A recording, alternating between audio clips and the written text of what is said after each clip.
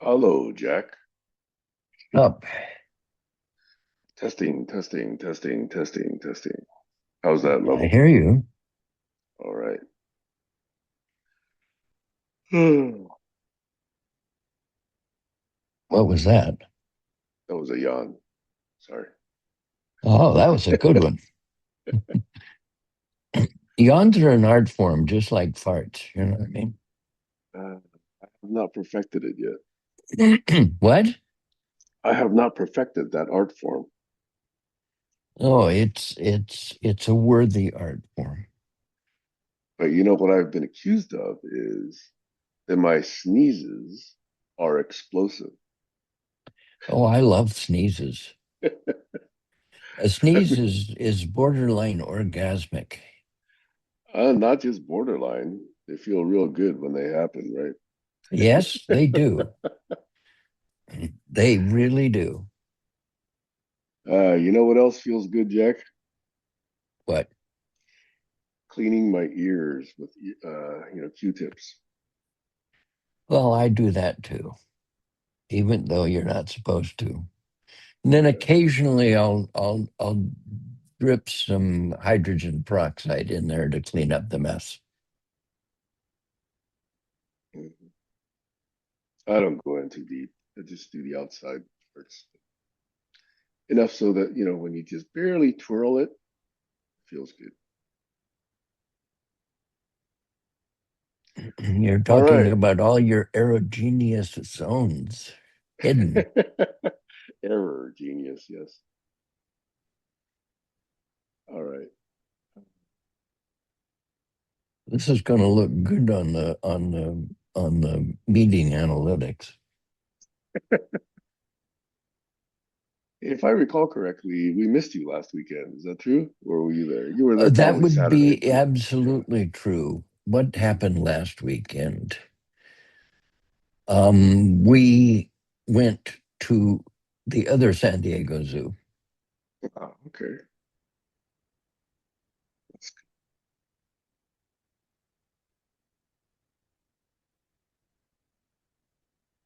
I do know that it's a little bit of an operation when you go places, at least for extended periods. So Well, I'm glad that extended you're out and about. periods, it for me, it depends on what the extension is. If it's overnight, it's trivial. Actually, I've been told I can skip overnight. I could skip one night Mm. and go bareback and not take my machine. But if it's anything more than that, I have to load up the Prius with bags of fluids and machine and all of the paraphernalia you need to make it work. Mhm. 4 days is about the max I can get into the Prius. And that lets us drive to the Bay Area, spend a day or two, and then drive home, that kind of thing. Now, Unless you rent a U-Haul. well, that's just unacceptable. So when I go to Hawaii, I have them pre-ship my fluids to the resort. Yeah, that's good logistical. Now you understand what the DLA does in a small microcosm. What the what? The government has an organization called the DLA, the Defense Logistics Agency. Oh yeah. They're the ones that, ship food, fuel, clothing, all kinds of drugs. I'm guessing they also ship the president's car when he goes overseas. Yeah, I don't know if that's, handled by any special organization. I I I think somebody said that the 747 for Air Force One, the nose acts up and they drive the car into the front end of the plane. I don't know if that's true, but I've heard that. And it's interesting because it's still pretty high up. Yes, it is very high up. And by the way, Air Force One is not a plane. Air Force One is a designation. It's a It's just, designation, but it's the yeah, 747 that's traditionally used for Air Force One, yes. yeah. But any airplane he's in is Air Force One, Including helicopters too, isn't that right? including helicopters, yes. Yeah. Yeah, I found that out, after I lived more than 65 years. I was under the mistaken impression that it was actually the mechanical device that was designated Air Force One, but now I No, it's know it's not. not. It's the designation Air Force One happens when he steps on board. Hmm. Did you see the Harrison Ford movie Air Force One? And probably decades ago, so I don't Yeah. remember much about it. He ends up Air Force One gets disabled by a terrorist, his 747. So they send down a trooper with a cable and latch it onto an open door because they're down to pretty low altitude. And they winch up a whole bunch of the people that have to be saved that are still on the plane. And he's the last to go. And he's just hanging onto the thing and they're reeling him in. And and it was a C-130. And so just as soon as he he comes in the back door of the C-130, they report Air Force One is now live. Okay, that's strange. But yeah, let's pick up on that maybe later. But Eric, welcome. In fact, we are honored by your presence, seeing as how you're so busy with your music responsibilities now. Yeah, thank you. I brought a little show and tell here. Ah, So check this out. A Roland microcomposer MIDI sound module that uses 3.5-inch floppy disks. I Oh was my about to God. ask. I was about to ask. Yeah, Don't how they do have you? software to do that now? So this I probably got in mid 2000s, and I used it last night for my performance as a drum machine. Well, it doesn't do, if you don't need it to do anything more than what it used to do, it still does that, right? Yeah, it's a pain to get the MIDI onto the floppy disk and into Roland's format, some proprietary format that you have to go through the steps in the manual, but it worked. And it had a foot pedal. I was able to start and stop, and we all played in time. But You know? Eric, knowing you a little bit, you could have put a little, I don't know what you would call it, Yeah. a little device in the middle and trapped all the SMPTE codes coming out of the thing, right? You can trap all the MIDI. Yeah. What Right. I did was before I did that, I actually wrote an Arduino program to handle foot pedals, to actually do the MIDI playback, and I got it working. I practiced with it, but then I chose this because it has the tempo control. It has a little round thing if you want to slow down the tempo or do what you want. So I found that this is better suited for rehearsals and if needed in performance, Yeah. rather than I could still work on my Arduino project and get it better. I could put a little potentiometer on it and play with that. So. But this is proven technology that worked. It's just a floppy drive, and I have a box of the floppy disks of the performances I did back when.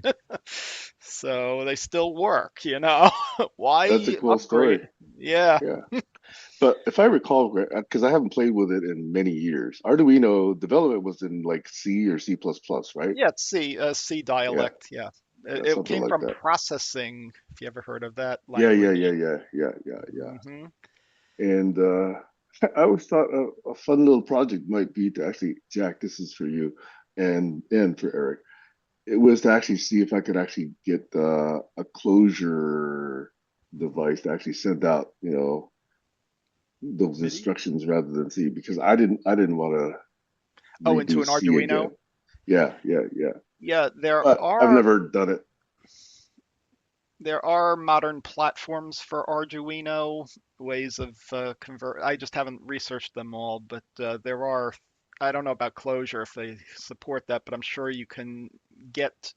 See, underneath it, it's an AVR microcontroller, and there's something called AVR Dude that compiles your code. It gets your code to run on it. So as long as there is a way of compiling it for that device, yep.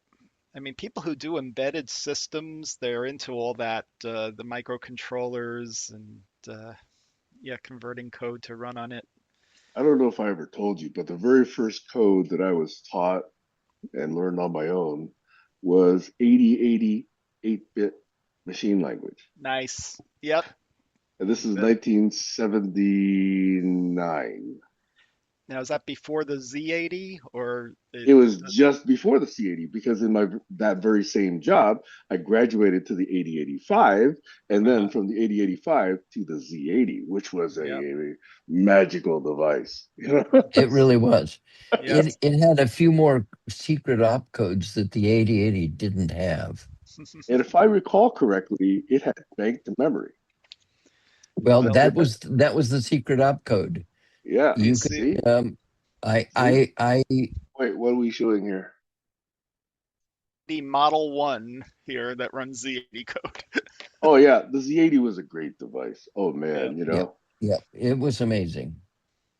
So believe it or not, that's where I got my start as machine language code. Okay, and Hmm. because there weren't like SSDs back then, much less Hmm. good affordable spitting disk even. Um, there was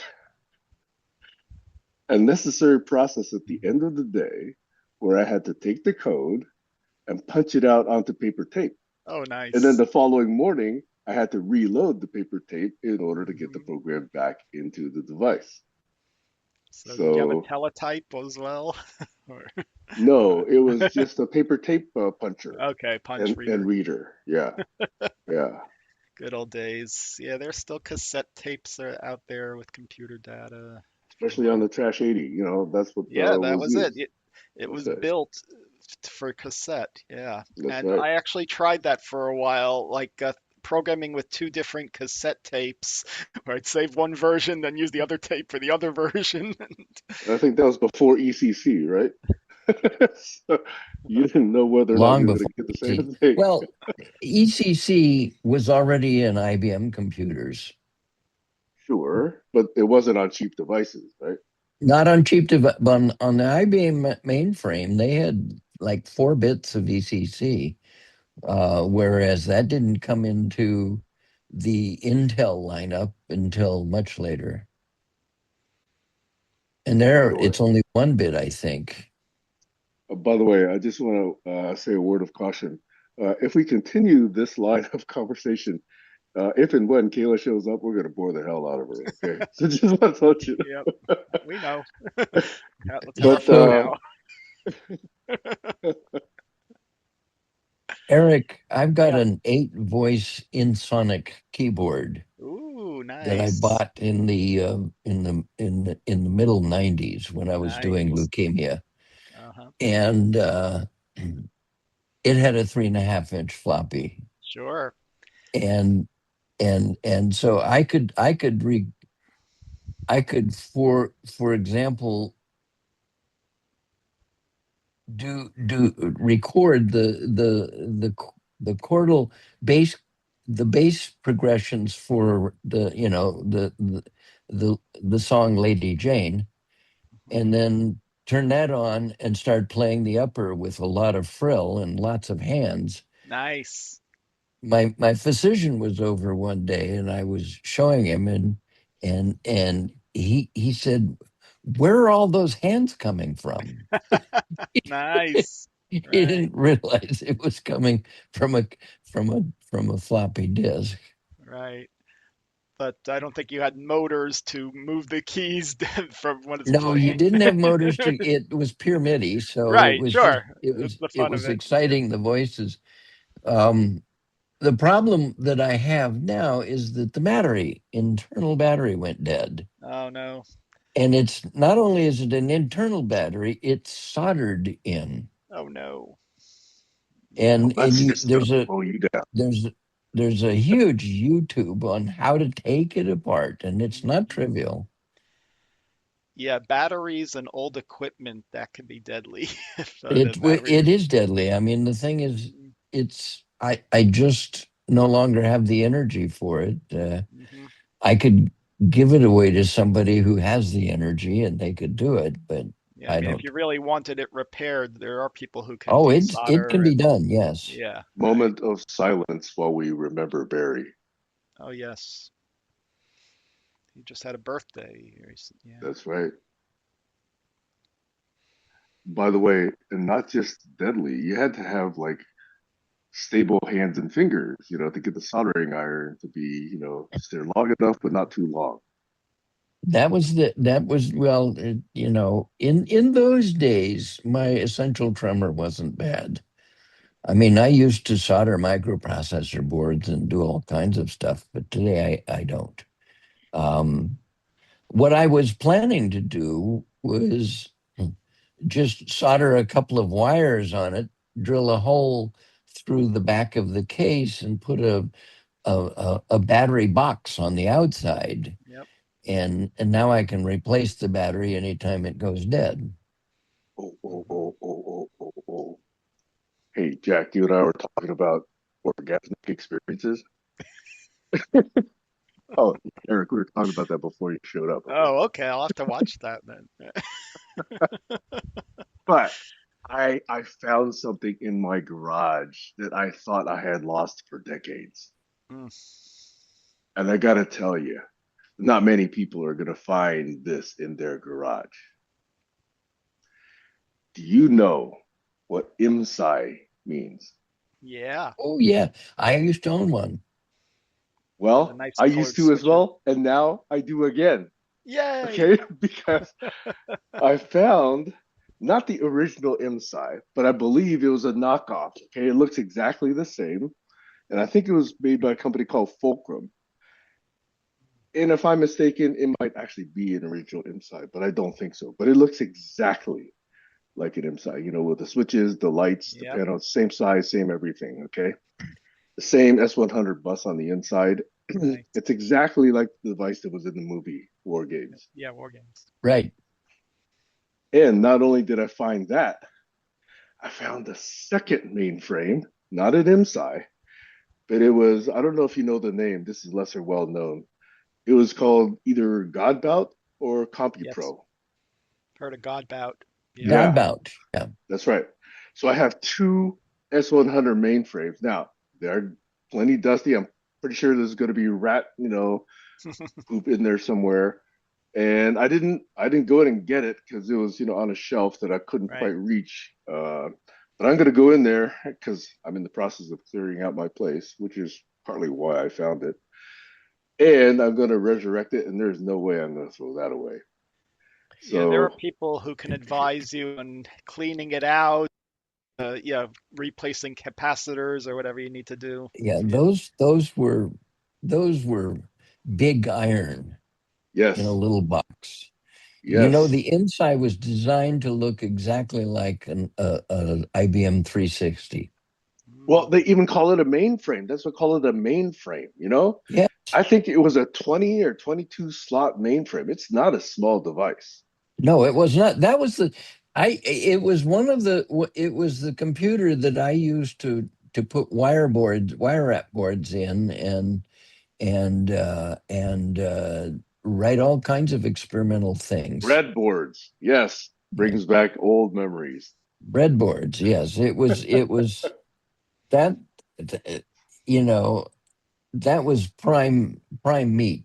I got mine used for I think $300 or four hundred Wait, wait, dollars. wait. So I'm assuming you don't have it anymore. What happened to it? Um,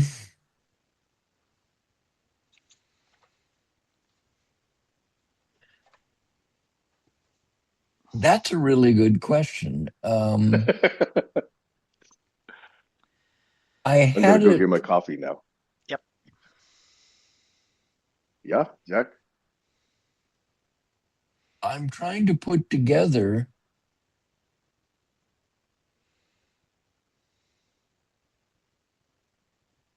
exactly where I was living when I had it. Um, I know.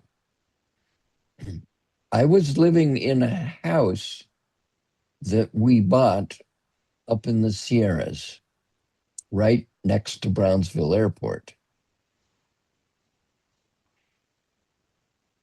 I was living there simply because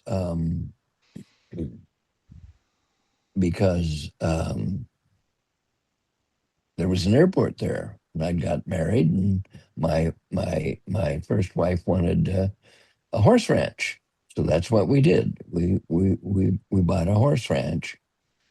Well, we bought 5 acres and a couple of barns and this old house, and that's where the IMSI was. Now, where did it go? Oh, you know what? I may still have it. Really? It may be up in the old barn that now belongs to my ex-wife.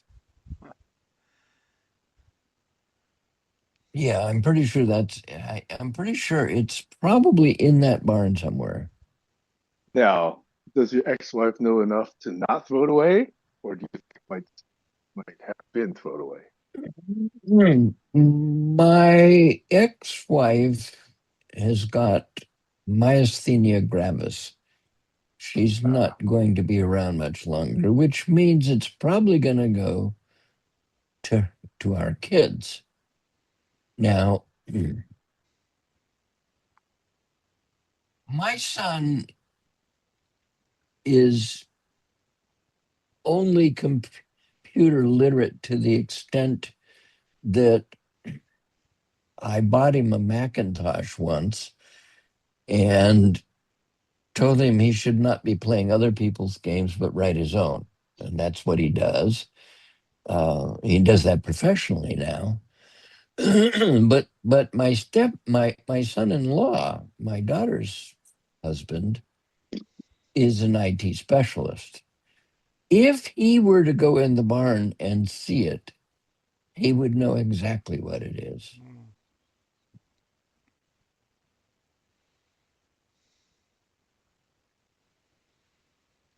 sure they're not worth very much, apparently, but Huh? historically, What? oh, You're breaking up a bit, Sam. no, sorry. Yeah, check your mic. No, I'm a little bit far from the PC because I'm Yeah, at the coffee machine right now. So if I okay. stand still, am I okay right now? Yeah, it's better when Yeah. you're now.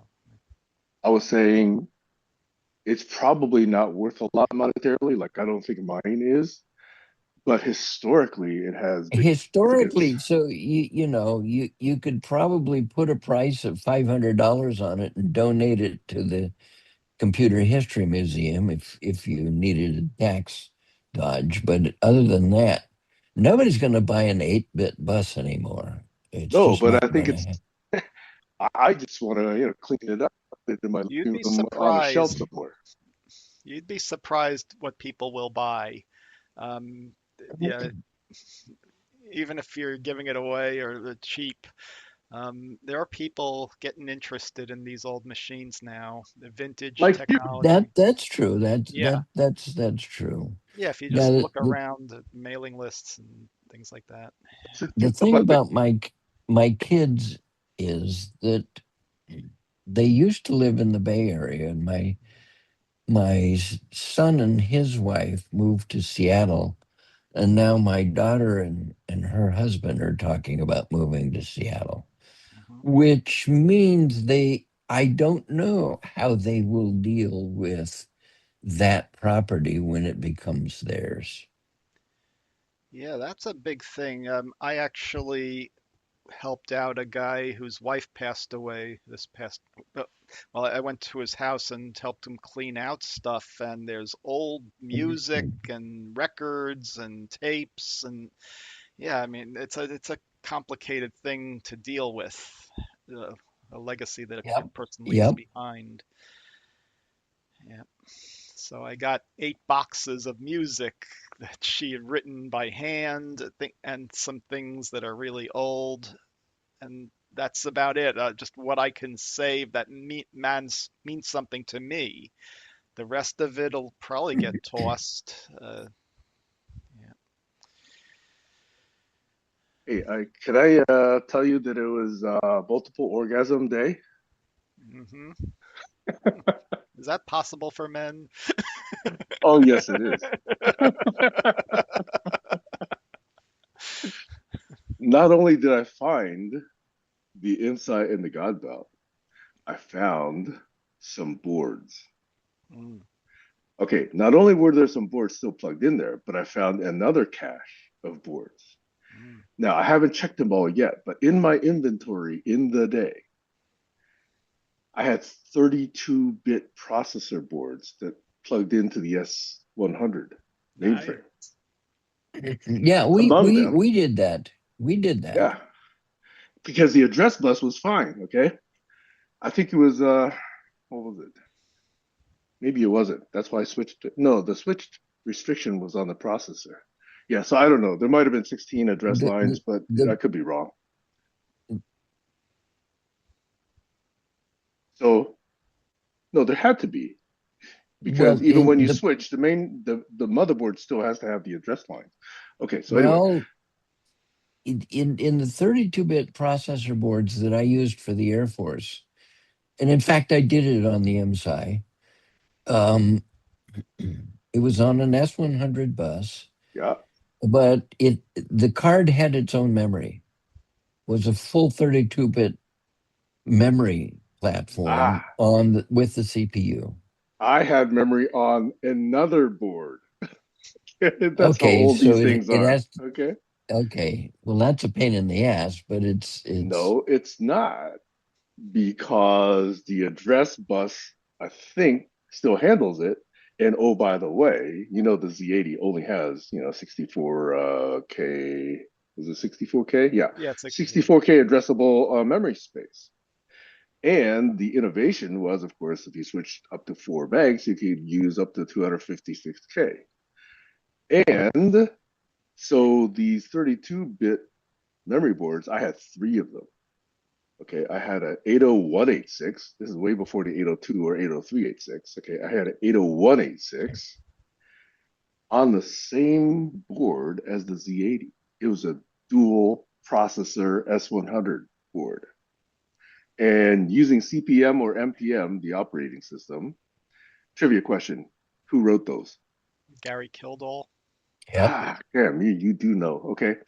And Oh the name of the yes, company was? Digital Research. Yeah, I yes. can't get past you guys. Okay.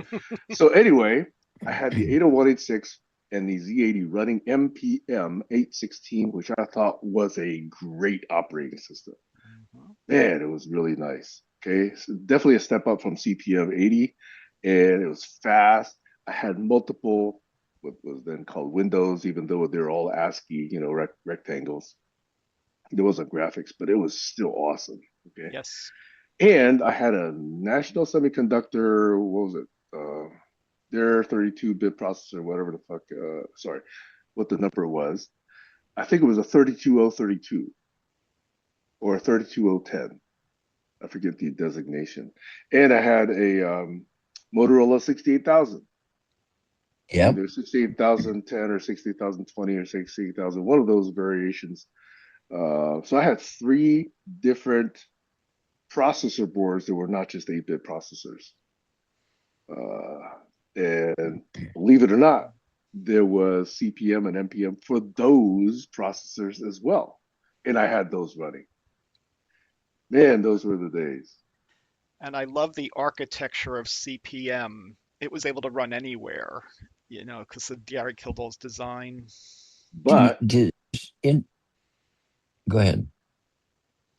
in order to get it to run, you know what the process involved? You have to rewrite the BDOS or whatever. You had to rewrite the BIOS, the Yeah, basic input output system. right. And you did that in machine language. Hmm. Okay. Right, but If you once that's done, your word star runs on yeah, it. but once it's done, it's not a trivial. Let's No, install it's this. right. Back in the day, that was hard, Right. but it's just the genius Mm. organization of the operating system. Yeah. Yeah. It was. So, I guess how many times in the last 10 years or 20 years have you heard the term jump table?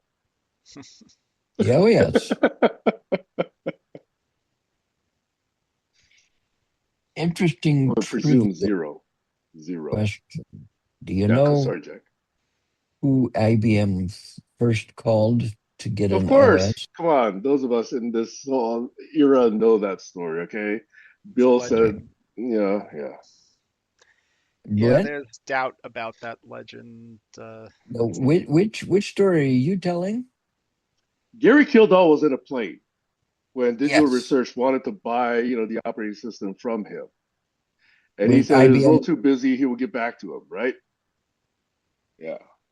the story I heard was that his wife picked up the phone. Yes, he was out of town, He was at a plane. and his wife said they weren't interested. Now, this is an interesting thing. I was in an airport terminal, maybe in Minneapolis, I don't know.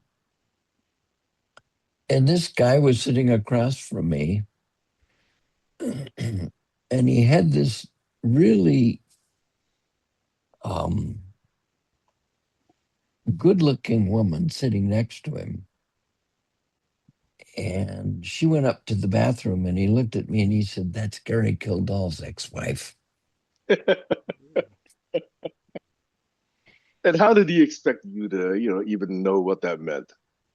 Well, we had been talking about computers. Oh, okay. All right. All right. All right. And she was silent the whole time? She was, she would babble a little bit. I didn't, are we being recorded? Yes, we are. So I won't go there. Um, let's just say I understood. Okay. All right. Anyway, I encountered I find that, by the way, there are not many people I could tell this story to who would appreciate this. Barry might have. I know some people in the Bay Area that might, but very few people. So thank you for letting me take up a little bit of airtime to tell you about my multi-orgasmic week day. So you see how we have sentimental value for these old machines that we from our how we grew up. There's something, yeah, in my mind, my old Apple computers that, Yep. uh, yeah, and like I have an Was it a Apple. 2E or a 2? Well, I started with the 2E, and that's how I got into CPM because my brother needed to run WordStar, so he got the Microsoft soft card for the 2E. Oh, yes, yes, Hmm. Which bypassed the yes, 6502 entirely, right? Yeah, exactly. exactly. Right. But yeah, same disk drives, you could run WordStar. That's what he needed. I had WordStar on my IMSI, Uh-huh. and it's As did interesting that I. I was writing my wind power book, but the only computer I had for that it that during those eras was a Commodore PET, Hmm. and so I basically wrote it by hand, and just by the time the book was going into production, they needed a preface. I wrote that on WordStar. That Yeah. was the only thing that I did in that book Cool. about on that. My left fingers still remember the word star, Oh, navigation yes. commands. You know, Yes, Control. I do too. Yeah, yeah, yeah, yeah. Now think about what it took to write a book back in those days, using floppy disks and saving your chapters, and then how do you do version control? Uh, Oh, Well, we did the XML topic maps book Yeah. fundamentally in chapters written in Microsoft Word. Hmm. And I had something like 8 or 9 authors, including my 2 kids. And all the work was done in Microsoft Word. And that's what we submitted to the publisher for that's for the topic maps book. Yep. you say Microsoft Word or WordStar? No, we were now all on Macintoshes and Okay, so it was whatever. Word. Okay, all right. It was Word, and so the thing I used the MSci for the Air Force was they had asked me to write an expert system to control an autoclave, Hmm. Yeah. and we had 2 pieces of the processing puzzle. One was to read the sensor data in and compute a running average to denoise it Hmm. because it's really noisy data. And what you were looking for was an exotherm, a spike in other words, a change in the slope. Hmm. And so I invented an architecture that had a blackboard in the middle of 2 processors. So one of the processors, these were basically 68K plug-in cards with uh, with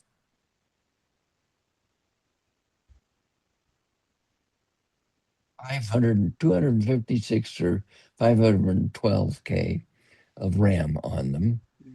And then the MSI was the blackboard because it Okay. didn't need a lot of memory.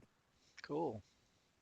And so the one processor would post its data to the blackboard, and then the other processor would grab it and run the expert system and issue the commands out going out the bus. So you had to make sure the communication protocols were Oh, I working. did, yes, and and I did it because I had read this was I was familiar with the Stanford work on blackboards, Okay. but just Wait, at wait, the end, wait, wait, wait, wait, wait, wait, wait, wait. This was what, 19 mid 70s then, right? yes, it was mid 70s, and I picked up on it in the mid 80s. That's when I got the contract, I was at and Stanford working with Penny on blackboards in 1982. Jack. okay, well, so I went over to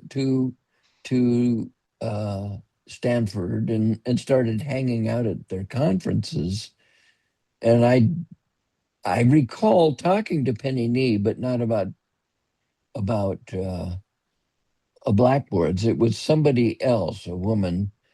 Um, she was the one of the prime authors on some papers, and so I just read her papers, and that's what I implemented. But right at as the project ended in 1989, Glertner went public with his paper on Linda, the ultimate blackboard. Martin Gardner? Who's that? No, David Gar- Glertner. Glertner. Okay. Glertner. He was later a Unabomber victim. Oh boy. Got his face blown off and his one of his hands. He actually sat behind Kaczynski at the trial, Oh my. and then he wrote a book forgiving him. Glertner wrote a book called "The Muse in the Machine," and everybody should read it. And in fact, if you look around, you'll find a PDF of it online. And the first half is a muse about brain's work and about how AI doesn't. And then the second half of the book was how he goes into the Talmud as the Ah, original hypertext document. nice. It's a really, really good read. That's cool. I found the Amazon link. I'll look for a PDF of it. So that's very So I, it interesting. I, was, I, sorry. Barry would have enjoyed that. if you just say the Muse and the Machine PDF, you'll probably nail it. Okay. Unless it's been taken down. Yep, I see it. Let's see.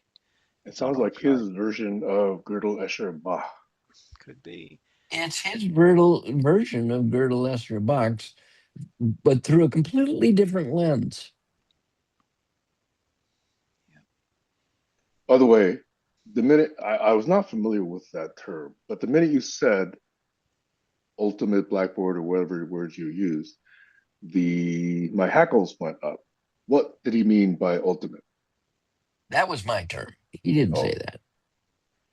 all right. Then Linda my was his name given to the product that came from his paper. Um, so fun story. One of his grad students took Linda and added a UE to it that allowed you to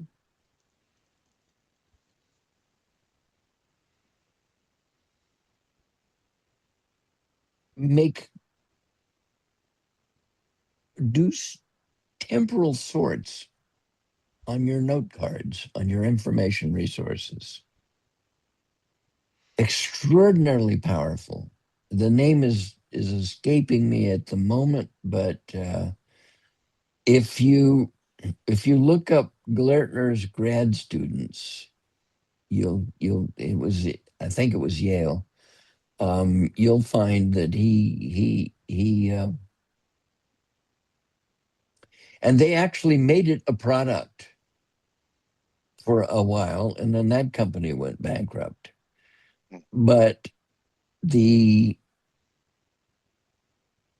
the PhD and its source code is available online. It's all in Lisp.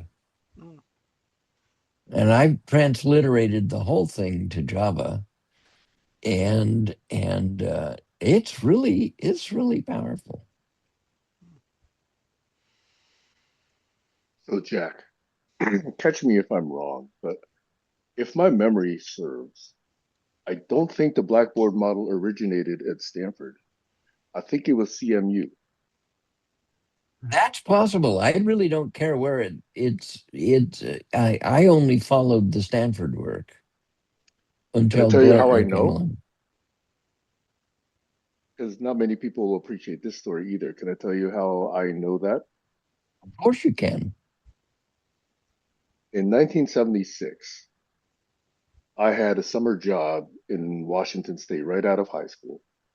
And so I was working in the forest for a Weyerhaeuser company, basically chopping down trees, building trail, building platforms, doing all that sort of forestry work, which I thought was cool. It would get me out into nature. And that summer, my parents moved from Seattle, and my mom went to Pittsburgh because she got a residency there. And my dad went to Albuquerque where he bought a house. So for the 2 weeks between that job and um, start of school at Stanford, I had no place to go. So I decided to go to Albuquerque and see the new place and, spend the last 2 weeks with my dad. And at that time, and probably still now, I was not a very good kid. So I loved music. And at midnight, I was listening to music and I had moved the speakers into the middle of the living room because I didn't have any headphones. So I was laying down on the floor between the speakers, try and get the sound as close to my ears as possible. And I had the room completely dark because I liked the way that was. My dad woke up for something, and he stubbed his toe on one of the speakers and got really mad at me. And so I was pretty unhappy that he got so mad at me. So I decided to just leave. I was going to run away. And after many conversations, finally, got some sense talked into me. So my mom sent me a plane ticket, and I got to go spend some time with my mom, who was living in Pittsburgh Yep. in Squirrel Hill. And Yep. because she was working, she needed me to go somewhere during the day. So she called up her good friend, a doctor, a PhD, professor at Carnegie Mellon University, who was her schoolmate, okay, and said, "Hey, my son's here. I got to do something with him. Can you show him Carnegie Mellon University or something like that?" Okay, and I had no idea who this guy was. Anyway, does that name mean anything to you? Oh, yes. Okay, I'll fill in those holes later. So anyway, H.T. Kung took me into his office and said, "Hey, I'm gonna do some bunch of stuff, but I'm gonna, walk you to this class and this class and this class and this class." It was still summer session or something like that, and you get to go and spend some time and see if you like college. So that was my very first and only APL class that I ever took, and I who knew nothing about what they were doing. Okay, and that very day, there were two demonstrations on campus. It was the day that Carnegie Mellon University did a public demonstration of two voice to text systems that they had been working on for days. One was called, okay, do you guys know the names? This is trivia again. Not sure. They both begin with H. Okay, one was called Harpy, the other was called Hearsay. Okay. Hearsay, I Okay, remember. okay. Now, Hearsay was a Harpy, blackboard system. Yes. that is correct. That is Yes, why I that's know exactly right. this. This is why I know this. Okay. Because Hearsay did better than Harpy. Okay. And so that's why when I got to Stanford, I said, I'd rather follow up on this Blackboard thing. Okay. So that was the origination of my interest in Blackboard models. And by the way, the Blackboard model is what I proposed and then later, did the program management and architecture for, and other systems that I led multi-million dollar software custom, development for TLAs and other parts of the government that don't exist in order to do situation assessment and threat assessment. And so you can understand how signals propagate and become more and more abstract. And it was the Blackboard architecture that was my inspiration for how I came at those architectures. So that's how I know, Jack, is that CMU, because I just had to go somewhere. My mom didn't know what to do with me. My dad didn't know what to do with me. H.T. Kung didn't know what to do with me. I was able to go to a demonstration of Harpy and Hearsay and understand. I was a stupid little kid. I was, what, 16 years old or whatever, but at least I understood enough to appreciate what I was hearing and seeing. Yep. I got And to that's hearsay. still, go ahead. I got to hearsay by chasing the references in the Stanford papers. So what I use today is Whisper. It's a Python model, so that can do speech to text. Mm-hmm. Oh, no, by the way, the speech to text that they were talking about, they could only distinguish, I think it was like 64 or 16 utterances at a time. Nice. They had to reload another whole, data Yep. set in order to tell the difference between, another set of utterances. But it was a start, Yeah, I Yes, you it know? was a experimented. start. Yeah, on my Apple 32 computer, I did an experiment through the audio cassette jack. I had it recognize tones from a keyboard to see if I can figure out what tone it was playing. That was a little That's a fun start thing. also. Yeah, Man. You learn so much by working at the low level. So yeah, many software engineers today have no inkling what happens at the hardware That's level. right. right. That's You exactly know? right. And that was the spirit of the Altair back then. You'd get your own computer, you could learn everything about how it worked, build your own You cards. had to. Yeah. You had to. Hmm. I mean, when Okay. I had the Commodore PET and I was building weather stations in a CMOS microprocessor, it occurred to me that I could write my programs on the Commodore PET. Hmm. And I made a, a, a, a paddle card that plugged into the memory bus that came out the side of the Commodore PET, so a little slot in the side, and ran it up to a plug board where I could plug in these cards where I would wire wrap my computer.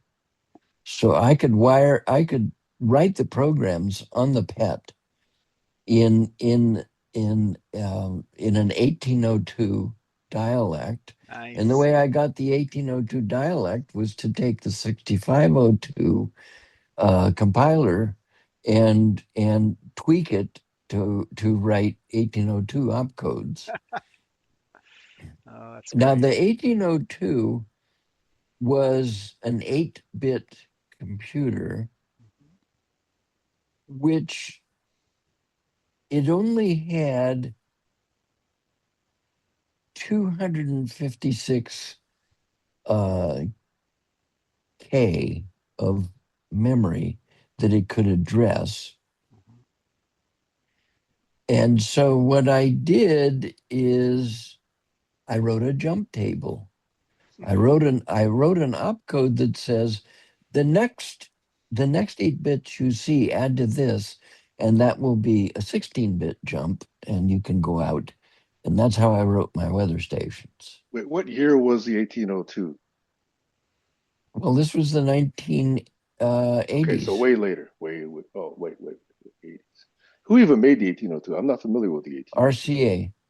Ah, And no I've heard idea. it's a Yeah, very RCA. reliable chip. It's It in a was a lot of very reliable chip. It was everywhere. Mhm. Um, but so to make the battery life last on these weather stations, because they would be out on a pole somewhere in the boonies for months. I put a clock on it and I would shut it off. Mm. And then at the end of a minute, it would power up, read the sensors, make its computation, and shut itself off. Oh, how nice. Yeah.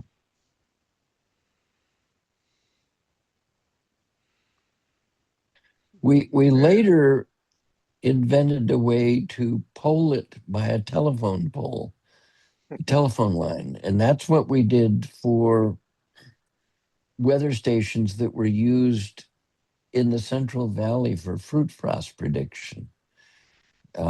They would be sitting out in the in a farmer's field where you got grapes and whatever, and there would be a phone line, and they would, and so what would happen is the weatherman would, who was supposed to read the data, would just dial the station and dump its memory, uh, which technically would clear it out and make it ready for the next load, and and um, and then I wrote a program that read all the data uh, in forth on an Apple II. Nice. And you invented And IoT back then. that's pretty much what I did. The company that was competing with me was a company that had ambulance emergency service um, transmitters, receivers on the hilltops. And what they could not do was guarantee the safety of the data that they would collect for the farmers, because if there was some emergency, that would take priority and the farmers wouldn't get their data. And I said, look, we can do this with the telephone lines right at your house. Here's a fun story. Um, at one of the farms, um, there was an irrigation ditch, and somebody in the evening found a little girl face down in the ditch, covered in water. And the firemen came and took her out. And then they looked across the street, and there was my weather station. Mm. So they went over to knock on the door and say, "Can we get that data?" And they gave him the phone number of the weatherman. The weatherman sent a printout, faxed a printout of the temperature profile Mhm. um, to the hospital. Got there by the time she arrived, and the doctors looked at the profile and said, "Yeah, we can save her." Ah, That was on the 6 o'clock news. that's wonderful. Yeah,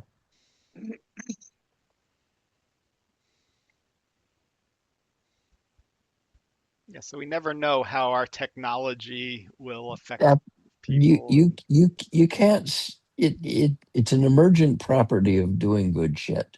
right. So how do we If you do it continue to do general good enough. shit? Yeah, make that a slogan. Do good shit. Do good shit. Google used to say that, something like that. Do no harm is what they said. Right, right. Yeah. Anyway, And of hey, course, they did more harm than anybody. But violated copyrights, to the extent that I turned down a system that could have made me retired by now. Anyway, hey, Eric, you were Yep. telling a story about how you're using devices to make sounds and generate signals. Yep. Can I tell you guys another 2 minute story about that summer again? Sure. I was in my junior year at Stanford, and I was still trying to figure out what I wanted to do. I found a summer job that sounded fun. Oh, so this is a different summer. This is the summer of my junior year at college. Okay. So it was a job up in Washington State at a place called the Naval Undersea Warfare Engineering Station, NUWES, in Keyport, Washington. And it was the place where they took these oddly shaped circuit boards, which, by the way, fit right into a torpedo tube. It was the brains of a Mark 46 torpedo. Nice. And every once in a while, they have to test these boards to make sure that these torpedoes would still do what they had to do, if they were ever called upon to do it. So the job I got was to use an old HP. It was a very advanced HP machine for those days. It was a full thing that was about the size of an Apple II, but maybe 30% larger. And it had a display bolted onto it. So it was an all in one unit, okay, from Nice. HP. And it ran basic out of ROM. Now, it was connected to three 19-inch full racks of electronic equipment. So what I had to do was using the HP, create a program that would stimulate the racks to generate a signal to go onto this connector where I plugged in this Mark 46 circuit board. And by understanding what I fed into the board and then reading what came out of the board, I could make a test to say, is this board passing or not passing? And That's we would great. just do this. Hmm. And then you would plug in the next board. Well, I learned a lot. I'm not sure that my stuff was very useful, but I learned a hell of a lot. Okay, 3 racks of signal generators, power devices, Yep. signal conditioning equipment, all this sort of thing. But my very last couple of days, okay, this is like a 6 or 8 week job for the summer, okay? And so the last couple of days, and by the way, I really got along with my boss. He was a great guy. I'm going to call him out, John Gaiman, Gehman. Okay. He eventually moved to Arizona and then I lost track of him. Excellent boss, one of the best bosses I ever worked for. Okay. So the last day or two, he just let me play. So it was this 19-inch rack. So using BASIC, I just wrote a very simple, you will understand exactly how simple it was to play certain popular songs, okay, Yep. and generate these, and I plugged a couple of speakers Nice. into this thing, okay. Cool. So I had it, basically playing songs like, Jingle Bell, not Jingle Bells, but Happy Birthday and Twinkle Twinkle Little Star, simple Nice. little things where I could figure Sure. out the frequencies very easily, okay. Exactly. So the very last day, that's what I was doing with like 19-inch racks, 3 of them full That's of equipment, wonderful. this HP basic thing. And that was what I did. And oh, by the way, you know what those racks were? There was another rack that I actually didn't have anything to do with. It had a single piece of equipment in it. It was a full, I think, is it 3U or 4U, which is a standard size, okay? And it was 19 inches deep and it was just old, okay? And because I had been working with all this equipment, I took a look at this thing and said, "What is that?" John said, "That's an 8-bit piece of memory. 8 bits of memory." Mm-hmm. Back in the day. Yeah. A full, it took up that much space in a rack. It was an 8-bit register. Yep. Okay. A very old one. Okay. Vacuum tubes or And you know what it was for? That uh, piece of equipment was originally installed into a submarine oh and boy. had been decommissioned. Hmm. So, man, we went through many eons of technology, and some of the most cutting edge technology, of course, goes towards our weaponry, our wonderful military industrial complex. Okay, Yep. So that's mobile computing, a submarine. that's right. Anyway, they're Yeah. just fun stories that like I say, Yeah. very few people other than YouTube could really appreciate those kind of stories these days. Yeah. Mm. There's a computer that was called the Moby Dick, which was on a ship, and that's what the original, another mobile computing example. I don't know that one. Yeah, Never something to heard of that one. research. Mobidic. Mm, Yeah. mm. It's time for me to leave. All right. Ta-ta. Pleasure seeing you, Jack. Yes, Jack, great seeing you. yeah, I was actually happy because I could have gone 2 ways with what had gone here, and that is to go this way. But the other way, when you actually mentioned the girl laying down in the ice, I guess, could have triggered me into some of the things that have been coming to light about children, and I'll just leave it at that. Oh, I'm probably going to talk Mhm. about it with Eric a little bit, but or probably tomorrow. But There's a anyway, there's a good chance I'll be here tomorrow. okay, then uh, I might be Debbie Downer again with what the kind of stuff that I've been learning this week and last week. Debbie Downer. Emotionally down. You're Oh you're my not familiar with God. that term? Oh, I'm very familiar with it. The more I find out about what's going on, it's just almost incredible the depths of depravity and evil that I'm finding exists in this world. So I have a comment for you. You gave me a link to a 4-hour video.